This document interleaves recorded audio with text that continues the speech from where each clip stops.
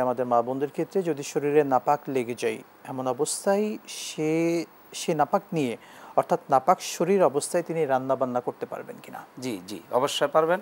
যদি রান্নাবান্নার ক্ষেত্রে পবিত্রতা ক্ষেত্রে লক্ষ্য রাখা হয় তাহলে অপবিত্র অবস্থায়ও রান্নাবান্না করা যাবে, কিন্তু রান্নাবান্না করার যে উপকরণ রয়েছে সেগুলোকে অবশ্যই অপবিত্রতা থেকে বাঁচাতে হবে। যদি সেটা লক্ষ্য করা যায় তাহলে অপবিত্র অবস্থায়ও রান্নাবান্না করা যাবে।